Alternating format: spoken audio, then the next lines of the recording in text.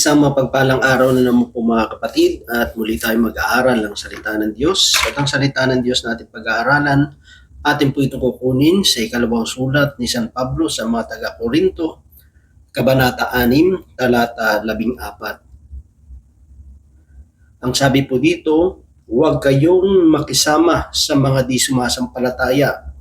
Maaari bang magsama ang katwiran at ang kalikuan? O kaya'y ang liwanag at ang kadiliman?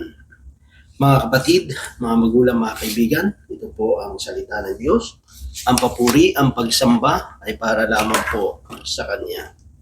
Dito po sa sulat ni San Pablo sa mga taga-Korinto, ito po ay paalala sa mga mananampalataya na huwag tayong makikisama doon sa mga taong hindi mananampalataya.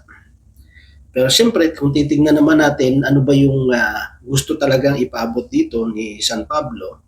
Kasi siyempre, bilang tayo mananampalataya, ang atin talagang misyon na dalin itong mga taong ito na hindi sumasampalataya sa ating Panginoon, na dalin sila sa pananampalatayang Kristiyano, di ba?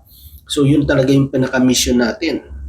Kasi hindi naman natin pwedeng dalhin yung taong na kay Kristo na papalapit kay Kristo, di ba? Hindi kasi yun ang mission natin. Ang mission talaga natin, itong mga taong hindi kumikilala sa Diyos, itong mga taong walang relasyon sa Diyos, sila yung mission natin, no? Na sila ay dalhin pabalik sa paanan ng ating Panginoon, di ba?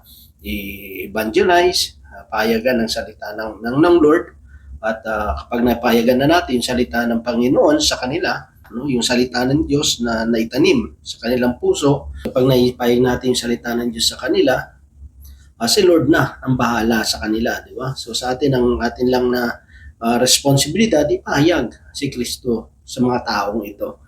So yun talaga yung mission natin, itong mga taong wala pang mga hindi mananampalataya na dalhin kay Kristo, no?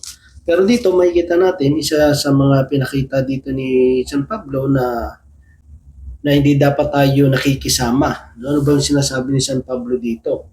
Dito, ina-advisean lang ni San Pablo ang mga taga-Korinto, mga Kristiyano sa lugar po ng Korinto, na mahirap makipag-bind o magkaroon ng relationship, kaya sa marriage o partnership sa mga non-believers, doon sa mga taong hindi kumikilala sa Panginoon. Kasi yun din ang naging problema ng bayan ng Israel nang sila po ay nagpangasawa ng mga hindi nila kalahi. Siyempre, yung mga nation na yon, yung mga lugar na yon na hindi mga Israelita, siyempre may iba-iba silang paniniwala, may iba-ibang Diyos silang sinasamba.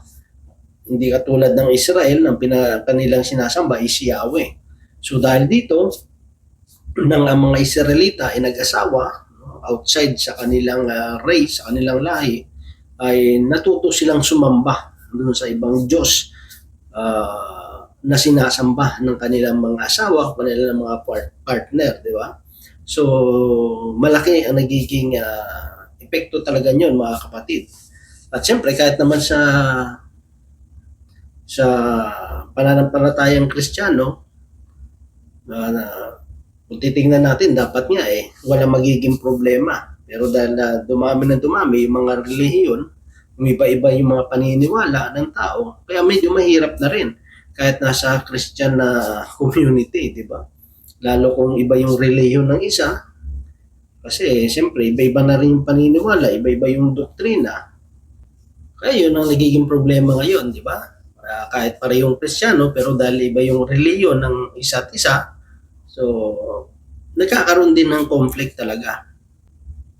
At lalo na kapag ang naging asawa mo ay hindi mananampalataya, talagang magulo yan. Magkakaroon talaga ng mga argumento, away, di ba? Kasi ikaw, kumikilala kang na may Diyos, siya wala. Siyempre, iba rin yung prinsipyo, iba rin yung morals, values ng isang tao na sumasampalataya sa Diyos at hindi sumasampalataya sa Panginoon. At kung sa mga partnership naman, sa mga businesses, siyempre, pag ikaw ay nasa Panginoon, meron kang takot sa Diyos di ba? Ayaw mo manloko, ayaw mo manglamang, ayaw mo mangdaya, di ba? Minsan, siyempre, kapag ang tao walang Diyos, siyempre, wala namang kinatatakutang Diyos yan.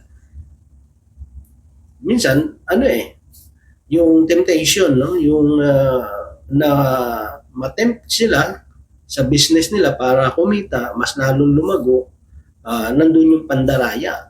Di ba? Na yung tinapay malaki, pero puro hangin lang, di ba? Yung siopaw, laki ng ban niya, pero yung laman, kakaunti, di ba? Okay, makiluhan, kulang, di ba? Maraming kapag ang naging kapartner mo sa negosyo ay hindi mananampalataya kasi iba yung takbo rin ng isip nila, yung prinsipyo nga, di ba? Tayo hindi nasa yung salita ng Diyos yun ang pinaka natin standard di ba? Yun ang nagkukumpas ng moral natin kung ano ba yung dapat nating gawin. Kaya nga sabi doon, hindi pwede magsama yung katwiran at kalikuan. Kasi siyempre tayo, dahil na kay Lord tayo, nandun tayo sa katwiran ng Diyos, sa righteousness ng Diyos. Yung kalikuan, siyempre, pag hindi mananampalataya yan, iba rin yung yung mga prinsipyo nila, iba rin yung katwiran nila diba? Baluktot yung kanilang pangangatwiran. Kasi sasabihin na, hindi, marami namang gumagawa nito. Okay na yan, di ba? Ganun ang mundo dahil maraming gumagawa, kahit mali, para sa kanila, nagiging tama na. Di ba? So kung palagi kang sumasama dun sa mga taong hindi mananampalataya, lalo na kapag hindi naman ganun katatag yung pananampalataya mo, hindi naman ganun katatag yung relasyon mo sa Diyos, talagang madadala ka bandang huli. Magugulat ka na lang na ginagawa mo na yung mga ginagawa nila at ikaw lumalayo na sa Diyos. Kasi marami nang nangyari din yan sa ating mga kapatiran, di ba? Umibig doon sa mga tao wala pa kay Lord. Sabi na babaguhin sila ng kanilang pag-ibig yan. Yung pag-ibig ang magbabago sa mga nila, naging boyfriend nila, kaya naging girlfriend nila, di ba? Na ako yung gagamitin ng Diyos para sa kanila. Which is maganda naman talaga yun, no? Madala natin. Kaso ang problema, ikaw yung nadala, di ba? Kasi nasobrahan ka ng pag-ibig. Sabi nga, too much love can kill you. No? Kung sobrahan ka ng pag-ibig, hindi rin maganda. Kasi kamamatay mo rin yan, ikakamatay ng relasyon mo sa Diyos. So marami na talaga nangyari yan mga kapatid. Kaya mas maganda yan, kung wala talaga kay Lord yan, dali mo muna sa gawain, ipakilala mo muna si Kristo sa Kanya. Hindi yung tinatago nyo yung relasyon nyo, di ba? Na wala nakakaalam, mayroon ka palang karelasyon, no? Na hindi mananampalataya. At kung hindi naman ganun katatag yung pananampalataya mo, imbis na siya yung maakay mo, siya yung madala mo kay Lord, baka ikaw yung madala. Kaya ang doon, yung advice ni San Pablo, mas safe pa rin talaga na ang piliin mo yung kapwa mo mananampalataya kay Lord. Kasi magkakaunawaan kayo di ba? Kasi pareho na yung pananampalataya niyo. Pareho na yung prinsipyo niyo sa buhay. Magkakilala na talaga kayo. So wala nang masyadong adjustment Yung adjustment nyo na lang yung mga pag-uugali nyo sa isa't isa. Pero when it comes sa pananampalataya, sa paglilingkod sa Panginoon, wala ka nang magiging problema. Diba? Kasi pareho na yung alam nyo na yung surrounding nyo, yung environment nyo, pareho lang. Diba? So wala na magiging problema. Pero pag magkaiba yung paniniwala nyo, mag-aaway talaga. No? Sabihin ng isa, yan ito kasi paniniwala mo. Minsan, magsisisihan pa yan, mag-aaway pa yan. Diba? At sabi doon, ano ba yung, o kaya yung liwanag at ang kadiliman. Kasi tayo, pag nasa liwanag nandun ka sa truth, nandun tayo sa katotohanan. Pero kung kadiliman, yung darkness, mga kapatid, ito yung mga taong sumusuway sa kalooban ng Panginoon. Ito yung mga rebellious na mga tao. Diba? Kasi mangyayari yan, pag nasa prayer meeting ka, pag nasa simbahan ka, nasa liwanag ka, tapos mamaya-maya, pag wala ka na sa simbahan, ang ginagawa mo, mga puro nakadiliman. Diba? Which is maraming ganyan ngayon. Diba? Madalas binabanggit ang Diyos. madalas sinasabing maka-Diyos, pero nagiging problema, hindi mo naman makita sa buhay nila ang Diyos, no? Na sila ay namumuhay sa kalooban ng Panginoon. So dito makikita natin, talagang paalala po yan mga kapatid, na para maging matiwasay, maging maayos yung ating paglilingkod, yung ating pananampalataya sa Panginoon, dapat mas maganda yung makakasama natin, lalo na sa for the rest ng buhay natin, ay yung mga taong kapanalig natin, kapananampalataya po natin. At least kung magkaroon kayo ng anak, wala na masyadong magiging adjustment, di ba? At kung hindi yung talagang mapipigilan, kailangan bago pa kayo magpakasal, pag-usapan nyo na kung ano yung magiging arrangement nyo. Pero syempre, mas malaki pa rin talaga advantage kapag the same yung pananampalataya ninyo.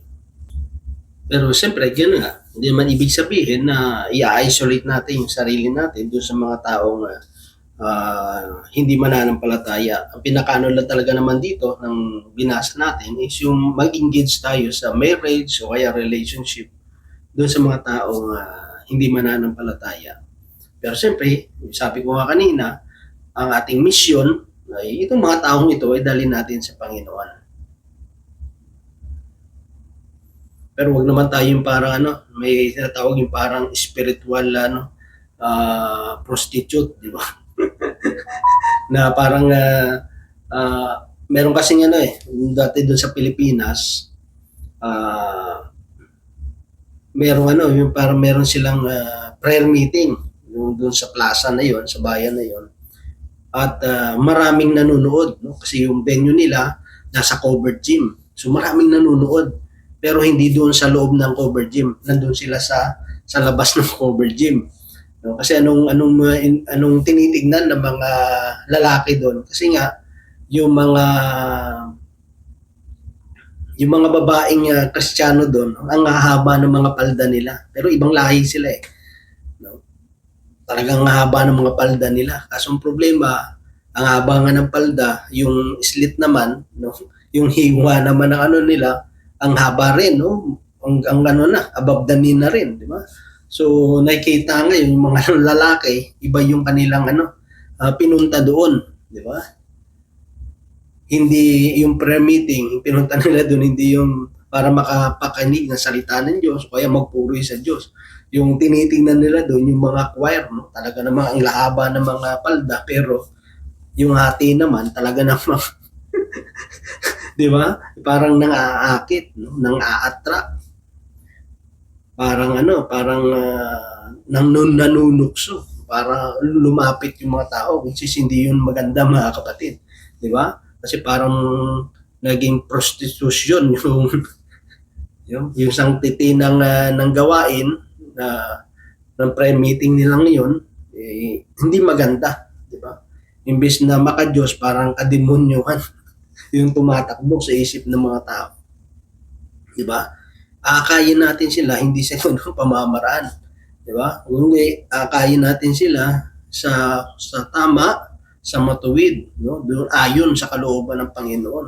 I-share natin yung salita ng Diyos sa kanila. Pero hindi ganun pamamaraan. Huwag tayong sasabay doon sa ginagawa ng mundo, no?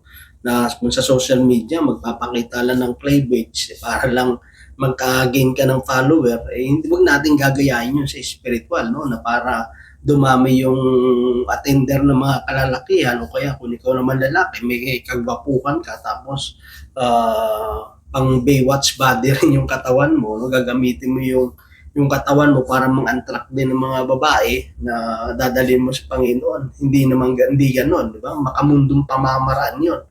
Di ba? Na ang dating yun parang inaakit natin. Pangit yun kasi inaakit mo papalapit sa Diyos, ang gamit mo laman. Di ba? So hindi ganoon mga kapatid. Kaya hindi talaga pwede magsama yung katwiran at yung kalikuan. Sabihin na banda, basta mahalaga, nadala natin kay Lord. Parang kaso mali pamamaraan mo. Di ba? Di ba? Hindi gano'n eh. Dahil gusto mo lang kunyari, sa negosyo gusto mong kumita eh. Mali yung pamamaraan mo eh. Mali yung ginagawa mo. Eh, iniisip mo lang kumita. Ang gusto mo lang dumami.